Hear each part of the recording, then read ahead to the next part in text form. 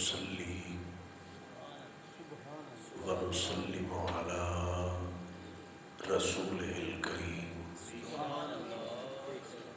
أما بعد فأعوذ بالله من الشيطان الرجيم بسم الله الرحمن الرحيم وأذن في الناس بالحج صدق الله مولانا العظیم۔ طبیعت میں تازگی ہو تو درود پاک پڑھیے۔ الصلاۃ والسلام علیک یا رسول اللہ، الصلاۃ والسلام علیک یا حبیب اللہ، الصلاۃ والسلام علیک یا نعمت اللہ، وعلی آلک و اصحابک سیدی یا حجت اللہ۔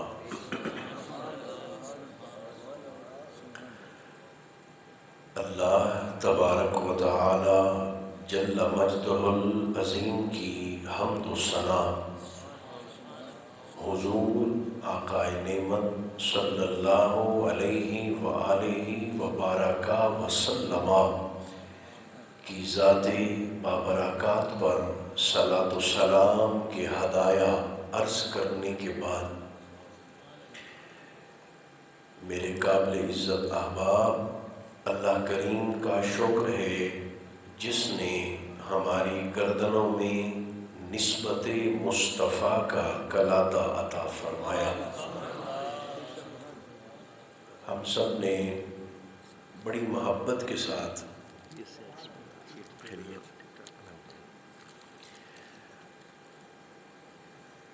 محترم المقام قبلہ مفتی صاحب کا خطاب سماعت کیا۔ یقیناً یہ صاحب خانہ کے مقدر کی معراج ہے، جنہوں نے سفر حرمین طیبین کی خوشخبری ملنے پر بطور شکرانہ ہم سب کو ذکر نور میں جمع فرمایا۔ میں اور آپ ان کے لیے دعا گو ہیں، اللہ کریم ان کی حاضری کو حضوری والا بنائے، اور ہم سب کو بھی زندگی میں بار بار ادب سے، خیریت سے اور ایمان کی سلامتی سے یہ سعادتیں نصیب فرمائے۔ جتنا وقت قبلہ مفتی صاحب نے لیا، میں بھی اتنی ہی دیر آپ سے مخاطب رہوں گا۔ حج حضرت آدم علیہ السلام سے شروع ہوا۔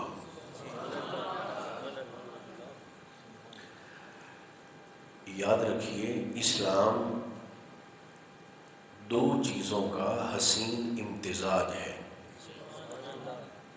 ایک عبادات اور دوسرا معاملات، جنہیں اخلاقیات بھی کہتے ہیں۔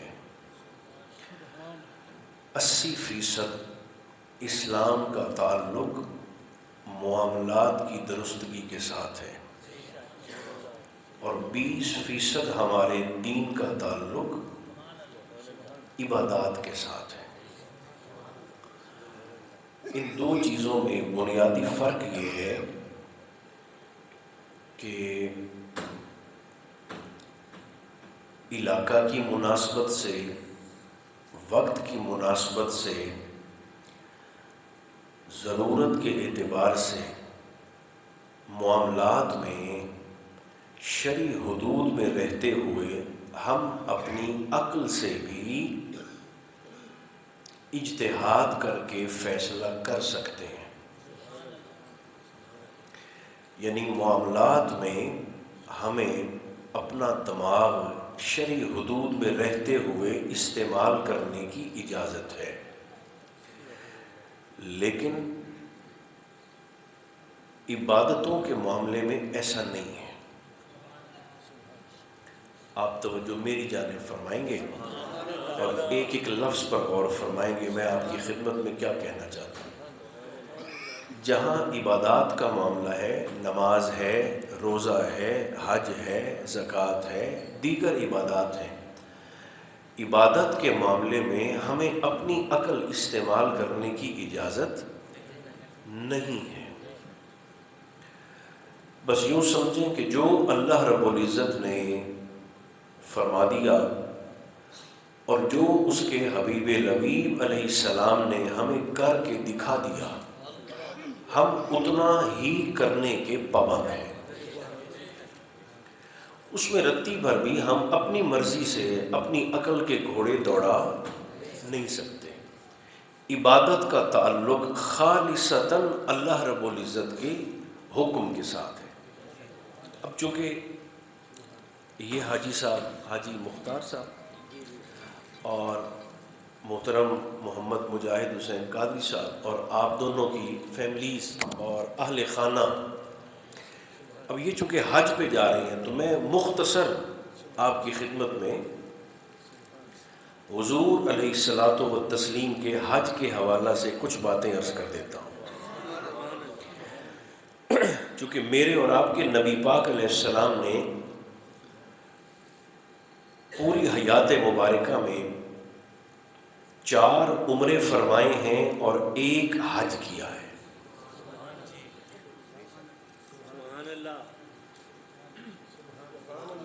کتنے؟ انہوں بٹھا دے، بٹھا دو. 4 عمرے اور 1 پہلا بھی وہی تھا اور آخری بھی وہی تھا. اب اس حج کی کیفیت کیا ہے؟ یہ مہینہ جو ابھی چل رہا ہے، اسلامی مہینہ ذی القعدہ شریف کا، اس مہینے کی 25 تاریخ کو ہفتے کا دن تھا. اللہ کے رسول علیہ السلام نے مدینہ منورہ میں رہتے ہوئے اعلان فرمایا کہ چلو چلو مکہ چلو. حج کا اعلان سرکار نے فرمایا کہ ہم حج کے لیے روانہ ہونے لگے. ذرائع ابلاغ اس طرح سے نہیں تھے جیسے آج کل ہیں. قریب قریب بستیاں اور قریب قریب علاقے جن تک یہ خبر پہنچی کہ اللہ کے رسول علیہ السلام حج کا ارادہ رکھتے ہیں اور آپ تشریف لے کر جانے لگے، جس جس کو اطلاع ملی اس نے اپنے اپنے بیگ تیار کیے، احرام تیار کیے، اور وہ لوگ قافلہ در قافلہ اکٹھے ہو کر مدینہ منورہ حاضر ہوئے. وہ لوگ جتنے مدینہ میں سرکار کے ساتھ جمع ہوئے ان کی تعداد تھی 12,000. 12,000 لوگ مدینہ منورہ سے آقا کریم علیہ السلام کے ساتھ سفر حج پہ جانے کے لیے تیار ہوئے. سرکار نے 25 ذی القعدہ شریف کو مدینہ سے روانگی کا ارادہ فرمایا اور پورا قافلہ حضور کے ساتھ چلا. اب کیفیت کیا تھی؟ آقا کریم نے ہفتے والے دن 25 تاریخ کو غسل کیا اور ایک علاقہ تھا سوہارا. سوہارا آج کل مسقط میں آتا ہے. اس علاقے کی کپڑے اور چادریں بڑی مشہور تھی. یہاں سے آیا ہوا کپڑا تھا 2 انسلی چادریں. سرکار نے غسل فرمایا، کرتا مبارک بھی اتارا اور تہمت شریف بھی اتار کر حضور نے احرام زیب تن فرمایا. مگر احرام سے پہلے حضور علیہ السلام نے اپنے مبارک بدن پر جی بھر کے خوشبو لگائی.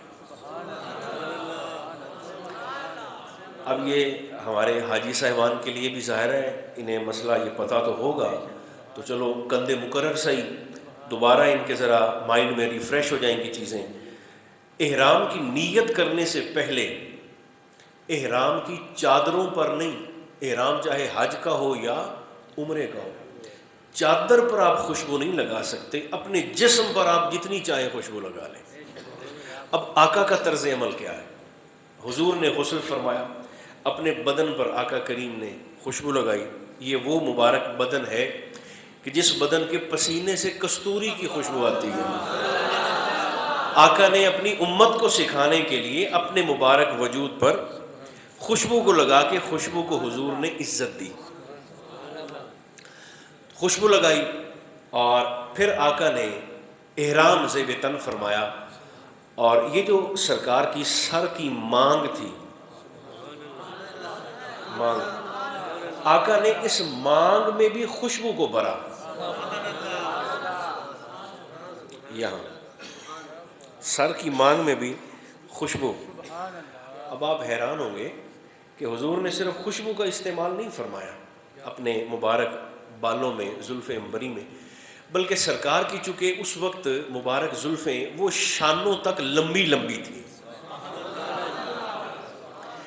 پیشانی سے بال شروع ہوتے تھے اور یوں جاتے تھے، اور سرکار کے مبارک بعض دفعہ جب حضور کٹنگ شریف دیر سے کرواتے تھے تو سرکار کی زلفیں شانوں تک بڑھ جاتی تھیں، بعض دفعہ ایسے ہوتا کہ سرکار کی مبارک بال گردن تک آتے، بعض دفعہ جب سرکار کٹوا لیتے تو حضور کے بال یہ کانوں کی لو تک آتے تھے ایسے۔ پتہ نہیں منظر آپ کے ذہن میں آ رہا ہے کہ نہیں آ رہا۔ جب کٹنگ کروائی تو زلفیں ترشوائیں تو آپ کے بال یہاں تک، جب تھوڑے بڑھ گئے، 4-6 مہینے گزر گئے تو پھر گردن تک، اور جب تھوڑے اور بڑھ گئے تو شانوں تک۔ کانوں کی لو تک ہوں یا گردن تک ہوں یا شانوں تک ہوں، اسی کو الف لام میم کہتے ہیں۔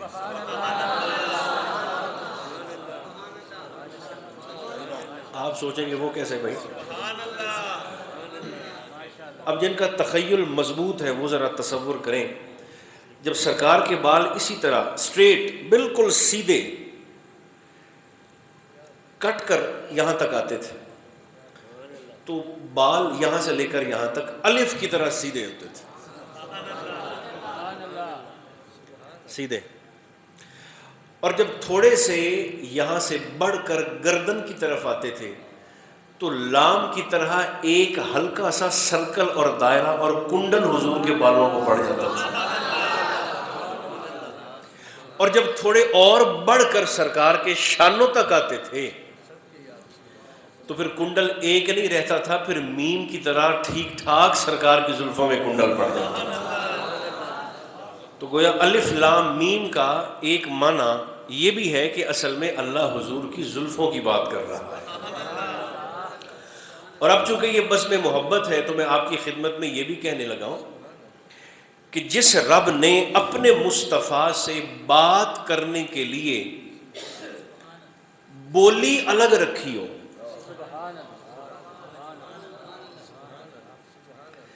آپ میں سے 90% دوستوں نے اس جملے پر توجہ نہیں کی، چونکہ آپ نے ہر اٹھنے والے بندے کو دیکھنا ہوتا ہے پہلے۔ جس رب نے، میں حروف مقطعات کی بات کر رہا ہوں، جس رب نے اپنے مصطفیٰ سے کلام کرنے کے لیے کوڈ ورڈز اور بولی ہی جدا رکھی ہو زمانے سے، اس نے یار زمانے والوں جیسا تو نہیں بنایا ہو۔ جن کی بولیاں الگ ہیں تو ان کی ذاتیں بھی منفرد ہوں گی۔ تو سرکار نے اپنی مبارک زلفوں میں یعنی یہاں مانگ میں خوشبو لگائی، اور صرف خوشبو نہیں لگائی، اپنے یعنی مبارک بالوں کو جو پھیلے ہوئے تھے، اور سرکار کے بال مبارک موٹے تھے، صحت مند بال تھے، ان بالوں کو سمیٹنے کے لیے چونکہ حضور سفر پر جا رہے تھے تو آقا کریم علیہ السلام نے اماں عائشہ صدیقہ رضی اللہ تعالی عنہا سے فرما کر اپنے بالوں میں شہد بھی لگوایا۔ کیا کیا؟ یہ جو آپ میں نوجوان بیٹھے ہوئے ہیں جو حجام کے پاس جا کر کہتے ہیں کہ ذرا مجھے بالوں میں، میری ذرا شادی ہے بھائی کی، تو ایسا نہ ہو کہ میرا ہیئر سٹائل خراب ہو جائے تو آپ ذرا میرے بالوں میں جیل لگا دیں. لگواتے ہیں کہ نہیں لگواتے آپ؟ بولو جیل. اب آج آپ کے لیے ایک نئی بات ہوگی. ظاہر ہے شہد تو ہم نہیں لگا سکتے اب، لیکن اس دور میں شہد گوند کا کام کرتا تھا. سرکار کے بال چونکہ گھنے تھے تو آقا نے ہلکا ہلکا اما عائشہ سے کہہ کر اپنے مبارک بالوں پر خوشبو کے ساتھ شہد بھی لگوایا تاکہ دوران سفر وہ آپ کی مبارک زلفیں وہ بکھرے نہیں بلکہ سمٹی ہوئی رہیں. تو اگر آپ آج کے بعد اس لمحے کے بعد اگر آپ یہ سوچ کر اپنے بالوں میں جیل لگوائیں تو آپ کو بھی حضور کی سنت کا ثواب ملے گا.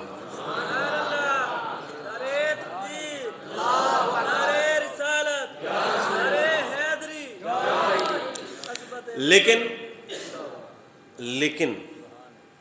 اس سنت کا کامل ثواب اس وقت ملے گا جب آپ کی مانگ بھی درمیان سے نکلی ہوگی. وہ آپ کے بالوں کا ایسے وہ سپیڈ بریکر نہیں بنا ہوگا جیسے بنوا لیتے ہیں نا نوجوان، یعنی وہ ایک عجیب سا، وہ آپ مجھ سے بہتر جانتے ہیں. تو ایسے بالوں کا جو پف ہے وہ ایسا نہ ہو بلکہ مانگ بھی درمیان سے نکلی ہو جیسے حضور علیہ السلام کی مانگ مبارک ہوا کرتی تھی. تو جن کے بال ہیں تو وہ تو ایسا کر لیا کریں. تو سرکار نے شہد بھی لگوایا. اور لوگ کتنے حضور کے ساتھ؟ 12,000. یہ قافلہ تیار ہوا اور روانہ ہوا. احرام حضور نے زیب تن فرمایا. آقا جب یہاں سے روانہ ہوئے تو ایک مقام آیا جسے کہتے ہیں ذوالحلیفہ. آج کل اسے کہتے ہیں ابیار علی.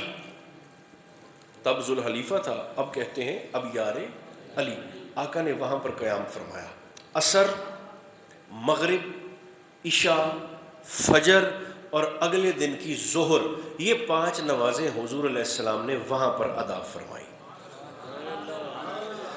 جب ارادہ کیا حضور نے آگے روانہ ہونے کا تو جبریل حاضر خدمت ہوئے. حضور اللہ فرماتا ہے یہ وادی بڑی مقدس وادی ہے، آپ اس کو ایک دن اور قدم بوسی کا شرف عطا فرمائیے. آقا نے ایک دن اور وہاں پر قیام کیا. یہ جگہ بھی آپ نے یاد رکھنی ہے. ابیار علی، ذوالحلیفہ وہ نام تھا. اب بھی بورڈ لگے ہوئے ہیں، ذوالحلیفہ کے بورڈ ہی لگے ہوئے ہیں. ابیار علی مشہور ہے، فیمس ہے. آپ گوگل میپ پہ لکھیں گے تو ابیار علی آپ کو شو کرے گا. پھر سرکار نے یہاں سے سفر کا آغاز کیا تو حضور کی دوسری منزل تھی ملل. میم لام لام ملل. پھر سرکار نے یہاں سے آگے سفر کا آغاز کیا. حضور مدینہ سے مکہ جا رہے ہیں. تیسری جگہ تھی روحہ. جگہ کا نام کیا ہے؟ یہاں ایک کنواں ہے بئر روحہ. یہ وہ کنواں ہے اللہ کے 70 نبیوں نے حج پر جاتے ہوئے یا حج سے واپس آتے ہوئے اسی مقام پر قیام فرمایا ہے. حضور بھی رکے، سرکار نے بھی قیام فرمایا. یہاں سے آگے جب لشکر، یہ سفر حجاج کا نورانی قافلہ روانہ ہوا تو تیسری منزل تھی سرکار دو عالم علیہ السلام کی ابوا. یہ وہ جگہ ہے کہ جہاں سرکار دو عالم علیہ السلام کی اماں جان حضرت اماں آمنہ رضی اللہ تعالی عنہا و سلام اللہ علیہا آپ کی قبر مبارک ہے. یہاں تک پہنچتے پہنچتے حضور کے قافلے کی تعداد 70,000 تک ہو چکی تھی. جہاں جہاں سے گزرتے تھے لوگوں کو پتہ چلتا تھا کہ یہ رسول معظم علیہ السلام کا قافلہ ہے اور جا بھی حج کے لیے رہا ہے. تو لوگ پھر جوک در جوک شامل ہوتے گئے. چلے تھے تو 12,000، اب یہاں پر آ کر پہنچ گئے 70,000. ظاہر ہے جو لوگ ابھی شامل ہوئے انہیں تو نہیں پتا کہ سرکار کہاں تشریف لے کر جا رہے ہیں. محبوب نے اس جگہ پر قیام فرمایا اور سرکار نے فرمایا تم یہیں پر رکو. مختصر سے لوگ لے کر، ایک روایت میں آتا ہے 4، ایک میں آتا ہے 12 سرکار لے کر، تو باقی قافلے کو وہیں روک کر حضور اپنی اماں جان کی قبر شریف پر سلام کے لیے تشریف لے گئے. 80 میٹر بلند ہے وہ پہاڑ آج بھی، جس پہاڑ کے اوپر اماں آمنہ کی مرکز شریف ہے۔ آقا وہاں پہنچے اور پوری رات میرے اور آپ کے مصطفیٰ نے ان 12 یا 4 ساتھیوں کے ہمراہ اپنی اماں جان کی قبر شریف پر گزاری۔ باقی قافلہ وہاں پر تھا۔ تو چلتے چلتے سرکار دو عالم علیہ السلام 4 ذی الحجہ شریف چلے کب تھے؟ ایک بار بولیے زبان کھول کر، 25 کو۔ اور مکہ میں پہنچے کب؟ 4 ذی الحجہ شریف کو سرکار پہنچے۔ حضور نے پھر مکہ کے باہر صرف پانی بہایا اور احرام کی چادروں کو تبدیل کیا۔ وہی وادی سہارا کا کپڑا حضور کو پسند تھا، تو آقا نے دوسری چادریں بھی سہارا وادی کی ہی کپڑے کی پہنی، زیب تن فرمائی۔ تو سرکار جب مکہ مکرمہ میں داخل ہوئے تو جبریل حاضر خدمت ہوئے، اور حضور نے بیت اللہ شریف کی طرف دیکھ کر سرکار نے پہلی مرتبہ زبان مبارک سے یہ کلمات ادا فرمائے، لبیک حجن اللہم لبیک، یعنی میں حج کے لیے نیت کرتا ہوں، حج کا ارادہ کرتا ہوں۔ تو جبریل حاضر خدمت ہو کر عرض گزار ہوئے، حضور اللہ کی منشا یہ ہے کہ آپ عمرہ کو بھی حج میں شامل فرمائیں۔ یہی وجہ ہے کہ یہ جو دونوں شہزادے ہمارے سامنے بیٹھے ہیں، یہ حج سے پہلے جا کر وہاں عمرہ کریں گے۔ کیوں کریں گے؟ اس لیے کہ مصطفیٰ کریم علیہ السلام نے کر کے دکھا دیا۔ تو سرکار جب 4 تاریخ کو داخل ہوئے عمرہ شریف کے لیے، تو حضور بیت عبد مناف سے صحن کعبہ میں داخل ہوئے۔ یہ عبد مناف وہ دروازہ تھا جو ہاشمیوں کے لیے خاص تھا۔ آپ تھک تو نہیں گئے؟ ہاشمیوں کے لیے ہر قبیلے کا اپنا اپنا دروازہ تھا صحن کعبہ میں آنے کا۔ تو ہاشمیوں کو جب پتہ چلا کہ حضور علیہ السلام تشریف لا رہے ہیں، تو انہوں نے آقا کا استقبال بھی کیا، اور حضور بیت عبد مناف سے اندر تشریف لائے۔ پہلا عمل حضور کا کیا تھا؟ محبوب نے آتے ہی حجر اسود کا بوسہ لیا اور پھر سجدہ کیا۔ دوبارہ بوسہ لیا، دوبارہ سجدہ کیا، 6 بارہ بوسہ لیا، اور 6 بارگی حضور نے سجدہ کیا۔ 3 بار بوسہ اور 3 بار سجدہ۔ بارک اللہ۔ یہ کرنے کے بعد سرکار نے فرمایا چلو بھائی اب ہم سارے طواف شروع کرتے ہیں۔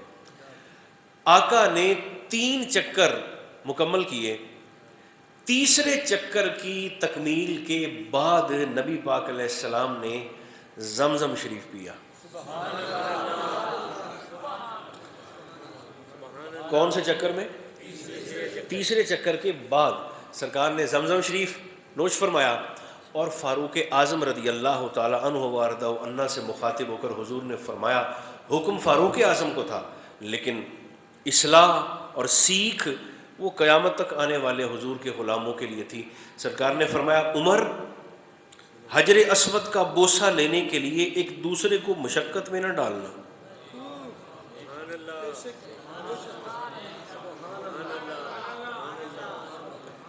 مشقت میں دھکے، ٹھڈے، کونیاں نہیں مارنی۔ اچھا اب آپ اندازہ کریں کہ مرد تو مرد ہیں، وہاں پر بیویاں کیا تماشا لگاتی ہیں حجر اسود کا بوسہ لیتے ہوئے۔ یعنی یوں سمجھیں کہ ایک سنت عمل کو پانے کے لیے ایک فرض عمل کو چھوڑ دیتے ہیں۔ مرد اور عورت کے اختلاط، مرد اور عورت کا اکٹھا میل جول، اس طرز عمل سے بچنا مرد پہ بھی فرض ہے، بیوی پہ بھی فرض ہے۔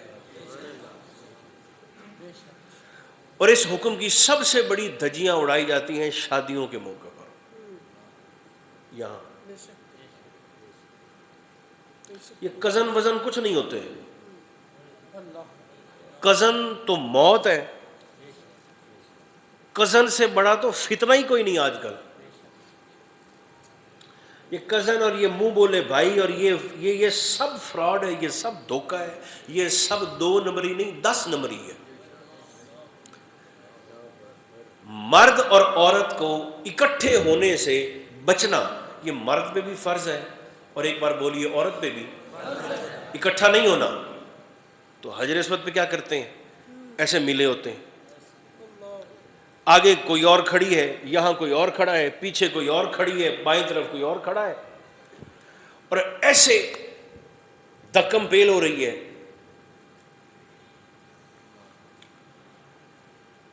سرکار نے ہمیں طریقہ بتایا ہے۔ چوتھے چکر میں جب رش بڑھ گیا تو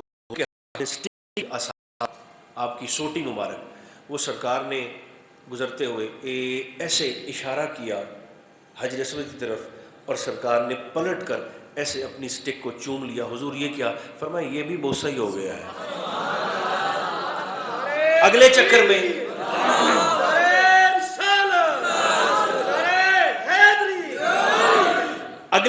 میں حضور علیہ السلام کے پاس ایسا ایک رومال تھا، تو سرکار نے ایسے جو سٹک سے لمبا تھا، حضور نے ایسے رومال کو حجر اسود کی طرف پھینکا ایسے، اور پلٹا کر اپنا رومال چوم لیا۔ حضور یہ کیا؟ فرمایا یہ بھی بوسہ ہی ہو گیا ہے۔ اب جب آخری چکر تھا اور لوگوں کو پتہ چل گیا کہ ہم نے ایسے بوسہ لینا ہے تو رش بڑھ گیا، پھر حضور نے میرے اور آپ کے لیے مزید آسانی کر دی۔ دور سے بیت اللہ شریف کے گزرتے ہوئے آقا نے دونوں ہاتھ ایسے اٹھائے اور فرمایا دور سے بسم اللہ اللہ اکبر، اور پلٹ کر سرکار نے اپنے ہاتھوں کو چوم لیا۔ حضور یہ کیا؟ فرمایا یہ بھی بوسہ ہو گیا ہے۔ ایسے وہاں اپنی جان کو جوخم میں ڈالنے کا، زیادہ مشقت وہاں پر کرنے کی، اگر آسانی سے آپ بوسہ لے سکتے ہیں تو ضرور لیجئے، چونکہ سرکار نے بوسہ لیا ہے۔ لیکن اگر آپ کو لگے کہ آپ کی کوئی پسلی کریک ہو سکتی ہے، کوئی آپ کی ہڈی ٹوٹ سکتی ہے، آپ وہاں پر، اچھا مجھے آپ بتائیں حاجی صاحب اے ہار کو 2 منٹ رکھ لو یار، اے چھڑ دیو، کیونکہ 35 منٹ لگنے نے انہوں کھولن تھے، رکھ دیو۔ اب آپ ذرا مجھے بول کر بتائیں، جو مسجد کے اندر آپ بیٹھے ہوئے بسم اللہ، وہاں بندے بے ہوش ہوتے ہیں کہ نہیں ہوتے؟ یار کہ میرے سامنے آپ بیٹھے ہیں، ذرا بولیں بتائیں جو گئے ہیں، بوسہ لیتے ہوئے بندے بے ہوش ہوتے ہیں کہ نہیں ہوتے؟ مرتے ہیں کہ نہیں مرتے؟ موت ہوتی ہے کہ نہیں ہوتی؟ موت بھی ہوتی ہے۔ بے پردگی بھی ہوتی ہے کہ نہیں ہوتی؟ آتے ہیں تو احرام کی کیفیت اور ہوتی ہے، چاہے مرد ہو چاہے عورت ہو۔ واپس جاتے ہیں تو پچھلے بندے انہیں یوں کہہ کہہ کر بول بول کر احرام کی چادریں پکڑا رہے ہوتے ہیں کہ آپ کی چادر نہیں جاؤ۔ ٹھیک یار، تہمد ہی تو ہوتا ہے، تو تہمد کھلنے میں یا بے پردہ ہونے میں دیر ہی کتنی لگتی ہے؟ رش میں آپ سمیٹنے کے لیے جھک بھی نہیں سکتے، کیونکہ جھک گئے تو پھر کوئی اور ہی اٹھائے گا، بلدیہ والے۔ اس لیے اس طرز عمل کو بھی آپ، میرے خیال میں مفتی صاحب کی بلا تو وقت زیادہ لے لے ہیں، یہ بس میں آخری جو ملاحظ کرنے لگا ہوں، سرکار دو عالم علیہ السلام نے پھر یہ 7 چکر آقا نے مکمل فرمائے۔ پھر جب حضور سعی کے لیے صفا مروہ پہ تشریف لے گئے، 3 چکر محبوب نے پیدل کیے مکمل سعی پر۔ کتنے چکر؟ 3۔ اب چونکہ رش بڑا اور تعداد ہوئی 1,00,000 کے قریب، جب سرکار پہنچے مکہ شریف، پچھلے قافلے بھی یہاں پہنچے، 1,00,000 کے قریب۔ جب لوگوں کو پتہ چلا کہ محبوب صفا مروہ پر اب تشریف لے کر گئے ہیں، تو ہر شخص کی یہ خواہش تھی کہ ہمیں سرکار کی زیارت اور دیدار ہو۔ تو وہ تو ایسے پاسبل نہیں تھا، آقا تک لوگوں کی اس خواہش کو پہنچایا گیا۔ حضور لوگ زیارت کرنا چاہتے ہیں، تو محبوب نے پھر طریقہ کا اختیار کیا، 3 چکر حضور نے لگائے پیدل، اور باقی 4 چکر محبوب نے اپنی اونٹنی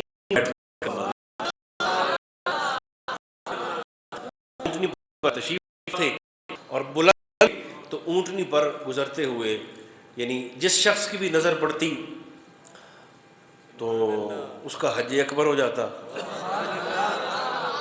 اور حج مبرور ہو جاتا، اور ایک ایک نظر میں، ایک ایک چکر میں کئی حج ہو جاتے۔ او یار جے مرشد دا دیدار لاکھ کروڑا حج ہے تے آمنہ دے لال دا دیدار اس کا تو ہم تصور ہی نہیں کر سکتے، اندازہ ہی نہیں لگا سکتے۔ بہرحال جب آقا نے سعی وہاں پر آپ میں سے بہت سارے دوست ایسے ہیں جو وہاں پر حاضر ہوئے ہیں تو وہ جانتے ہیں کہ آج بھی صفا مروہ میں سبز لائٹیں لگی ہوئی ہیں جو خاص جگہ کی نشاندہی کرتی ہیں۔ حاصل پور ہوئے یا لڈن ہوئے، جس بابے کول ایتھے ٹریا نہیں نہ جاندہ، جو یہاں سٹک پہ سوٹی پہ لاٹھی پہ چلتا ہے، تو وہ بھی وہاں جا کر وہ سبز لائٹوں والی جگہ پہ اپنے بیٹے سے اور پوترے سے کہتا ہے کاکا کو 5 منٹ چھاڑ دے مہینوں ہی تھے، وہ بھاگتا ہے۔ تو آج بھی اماں ہاجرہ بھاگی تھیں صرف ایک بار،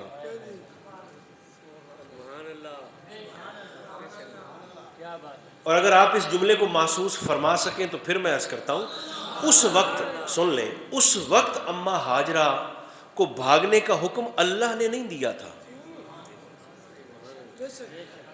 ایک ماں دوڑی ہے اپنی اور اپنے بچے کی ضرورت کو پورا کرنے کے لیے، ایسا ہی ہے نا؟ نہ کوئی حج تھا، نہ کوئی حکم تھا، نہ کوئی صفا مروہ تھی، نہ کوئی سعی تھی، نہ کچھ تھا، نہ کوئی حکم تھا۔ پہاڑیاں تو تھیں لیکن حکم نہیں تھا اس انداز سے۔ تو ایک ماں دوڑی اپنی اور اپنے بچے کی، خاص طور پر بچے کی ضرورت کو پورا کرنے کے لیے، پانی کا عطا پتہ مجھے کہیں سے مل جائے، بھاگ کر صفا پر، واپس بچے کے پاس، پھر بھاگ کر مروہ پر، 7 چکر لگائے۔ اماں ہاجرہ کا اٹھتا ہوا ایک ایک قدم اللہ کو اتنا پسند آیا، فرمایا ہاجرہ تو یہاں دوڑی ہے نا ایک بار، بعض جملے ہوندے ہیں جنہاں دا پنجابی چ زیادہ مزہ آندا ہے تے پنجابی بھی ساڈے والی۔ فرمایا ہاجرہ تو بجی ہے نا ایک باری، قیامت تک ایسے جگہ تے جے چٹیاں داڑیاں لے نہ بجاواں مینوں محمد دا خدا کہے آگا۔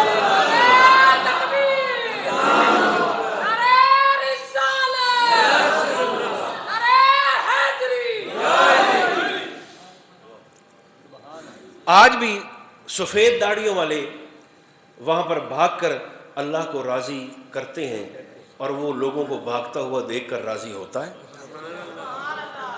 بہرحال جب سرکار کی سعی مکمل ہوئی تو پھر حضور علیہ السلام نے صحابہ سے فرما دیا، فرمایا جس جس کے پاس قربانی کے جانور ہیں وہ اپنا احرام کھول دے، جس کے پاس قربانی کے جانور ہیں وہ اپنا احرام کھول دے۔ تو صحابہ نے عرض کیا حضور پہلے آپ کھولیے، سرکار نے فرمایا میرے پاس تو جانور ہیں، ابو بکر کے پاس بھی ہے، عمر کے پاس بھی ہے، عثمان اور علی اور زبیر کے پاس بھی ہے، یہ 5 نام سرکار نے لیے۔ فرمایا ہمارے پاس تو قربانی کے جانور ہیں، جس جس کے پاس قربانی کا جانور ہے وہ اپنے اپنے احرام کو۔ تو وہ جو افراد تھا اور وہ جو قران تھا سرکار نے اسے بھی حکم دے کر تمتع سے تبدیل فرما دیا، حج۔ لیکن آج آپ جس حج کی نیت کرتے ہیں آپ کو وہی حج کرنا ہوگا۔ یہ حج ایک پورا فلسفہ ہے، یہ پوری ایک سائنس ہے حج۔ اس کے لیے معاملات کو پہلے سمجھنا پڑتا ہے، پھر وہاں جا کر حاضر ہوں اور اپنی آپ سارے کے سارے مناسک مکمل کریں تو حج کی تکمیل ہوتی ہے۔ ایسے نہیں کہ وہاں پر آپ جا کر ایسے بیٹھے رہیں اور آتا ہی نہ ہو حج اصل کیا شروع کرنا ہے کیسے، آپ آتا نہیں ہے تو آپ کسی سے پوچھ لیں، اس لیے کہ آپ کی عبادت ضائع نہ ہو۔ بہرحال اللہ کرے کہ ان حاجیوں کا ہر اٹھتا ہوا قدم ہمارے لیے بھی حاضری کا ذریعہ اور سبب بن جائے، اور یہاں ہم ان کے لیے دعا کرتے ہیں، انشاءاللہ ہمارے دعا کریں ان کی حاضری کو حضوری والا بنا اور ان کا وہاں اللہ کریم قبول فرمائے۔ صلی اللہ تعالی علی خیر خلقہ محمد و آلہ و اصحابہ اجمعین۔